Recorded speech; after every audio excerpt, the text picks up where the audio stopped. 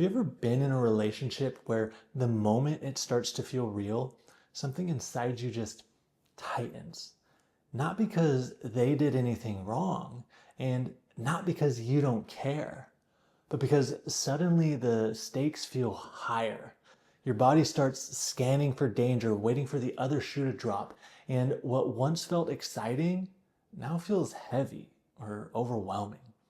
Because for some people, closeness brings relief. For others, it brings alarm. And that difference has very little to do with who you're dating and everything to do with your attachment style, i.e., what your nervous system learned about love. In this video, I want to show you why connection can feel threatening even when you want it, and how safety in relationships is something that your body can actually relearn. So let's start with something fundamental. Human beings are wired for connection. Love, belonging, and attachment aren't preferences. They're survival needs. Because for most of human history, being close to others meant safety. Being alone was literally a threat to survival. So your brain developed accordingly around that reality. And that's why closeness releases chemicals called neurotransmitters that feel really good. And that's why wanting intimacy doesn't make you needy, it makes you human. So if we're wired for connection, why does it feel threatening for so many people? The answer has less to do with who you're dating and more to do with what your body learned early on. If your early experiences of love came with inconsistency, emotional unpredictability, shame, neglect, or having to earn it like it was conditional, then your little nervous system made a very logical association. Love equals risk. Not consciously, implicitly. It's like how a dog might learn to bark, cower, or even bite depending on how their owners treat it. Now, not everyone is going to treat it that way, but the dog doesn't know that, right? You were the dog. Now, as an adult, when someone gets close, you bark, withdraw, or maybe even bite. Except your system isn't reacting to this moment. It's responding to old data. And from that early learning, we adapt. When love didn't feel safe or reliable, you adapted to maximize love, safety, and belonging. And most people adapt in one of three primary ways. If you're curious which one you lean towards, I do have a free attachment quiz linked below. First, we have anxious attachment. This is when relationships, love, closeness feels life or death, like your well-being is dependent on it. Your nervous system learned, if I don't stay close, I'll be abandoned. So you monitor, adjust, and sometimes overextend, becoming a chameleon in order to be liked. Your sense of worth starts hinging on reassurance, and you'll slyly test others to prove their love, sometimes even by pulling away. You have big feelings that feel unmanageable alone. Now, all of this doesn't make you too much, and it's not neediness, it's adaptation. Next, we have avoidant attachment. For you, closeness feels suffocating. Independence feels regulating. And it's not that you don't want love, because remember, we are all wired for connection, but because your system learned that needing people just leads to disappointment. Other people's feelings and needs trump my own, so it's easier just not to have them. Distance and self-reliance became the safest strategy. You're probably a high achiever because your accolades and accomplishments were an effective way for you to receive acknowledgement and praise. You're also probably a little bit of a people pleaser, right? Because you learn to stifle your feelings and needs to avoid punishment or rejection. You withdraw during emotional moments because that's how you learned regulation. And this doesn't make you bad, doesn't make you heartless. It's how you adapted. Then lastly, there's fearful avoidant attachment. This is when closeness is both desired and feared. It's like standing at the edge of a pool on a scorching hot day. You want to jump in, but you don't trust your ability to swim.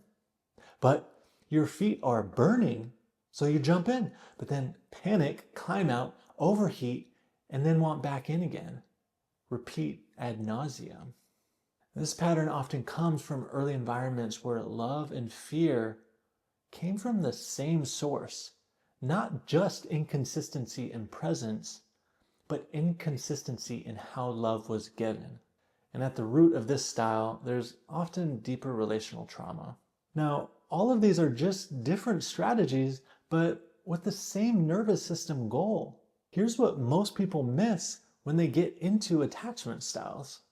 Your attachment style isn't the problem. It's the solution that your nervous system found to access love, safety, and belonging when love and relationships felt unsafe.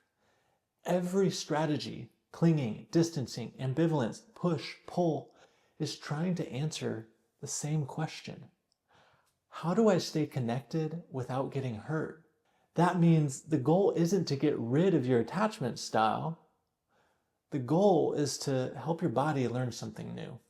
And this is where things can get especially confusing. Your nervous system isn't loyal to what's healthy, it's loyal to what worked. You got thousands of repetitions that taught your mind and body that this was effective. So even when the relationship hurts, the pain feels familiar. And in that familiarity, there's safety. That's why calm can feel boring, why anxiety gets mistaken for chemistry, and why consistency can feel wrong, not because it is, but because it's not familiar. And all of this leads to a very common trap. Most people try to solve this by thinking harder. They analyze the relationship, research attachment styles, replay conversations. That mental effort releases dopamine. It feels productive. It's momentarily relieving, like you're making progress, but until you learn to program safety into your body, you can understand all day long and still feel a victim to your reactions and attachment patterns. It's like you can't convince an alarm system to stand down with logic. You have to know how to shut off the alarm and reprogram it so it doesn't go off at the wrong times. So how do you actually change this? Relationships begin to feel safe when your nervous system has new experiences, not just insight, but repetition. Moments where you express a need and aren't punished. You set a boundary and aren't abandoned. You're seen without being shamed. And this happens through safe relationships, therapeutic repair, and somatic practices that help your body to discharge old fear. It's like retraining that dog that learned early on closeness with people meant danger. You don't convince the dog with logic. You don't shame it for barking. And you don't throw it into situations that it can't handle yet. You create enough consistent, gentle experiences where you can experience small, bite-sized wins where nothing bad happens when somebody does come close. And over time, the dog stops bracing. Not because it was told to, but because its body learned through positive experiences that I don't have to protect myself like that anymore. And that's how safety returns for you too. Not through force, but through repetition. And this is the part that I really want you to take with you. If you cling, protest, withdraw, or shut down, that doesn't mean that you're broken. Your patterns of behavior were the perfect adaptation to the environment that you were in. These parts of you deserve compassion and understanding for all of that. And all this means is that your body learned to love in a context that wasn't safe enough. And what was learned can be unlearned. And when you stop fighting these aspects of yourself and start accepting that they want wonderful things for you, that's when true growth happens. Because acceptance conveys to your nervous system that there's nothing wrong. that you don't actually need to be fixed. And that's when the most beautiful things are created. That's when the most wonderful growth happens.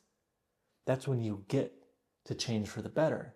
Secure attachment isn't something that you're born with or without. It's something that fortunately you can earn through patience, safety, and repair. So if relationships have been hard for you and felt confusing, if a part of you wants connection and another, pulls away, that doesn't mean that you're failing at love, that you're a lost cause. It just means your body learned how to survive relationships before it ever learned how to feel safe in them. And the work isn't to force yourself to be different. It's to create enough safety inside your body and between you and others so that those old alarms don't continue to run the show anymore. You don't have to rush this. You don't have to get it perfect. You just have to keep choosing experiences that teach your system one small truth at a time, that closeness doesn't always cost you yourself, that love doesn't have to hurt to be real, and that you're allowed to want connection and feel safe having it. If this video helped you, make sure to like, subscribe, and leave a comment. It really helps to grow this channel and to create a positive, supportive, and uplifting community. Thanks for watching. See you next time.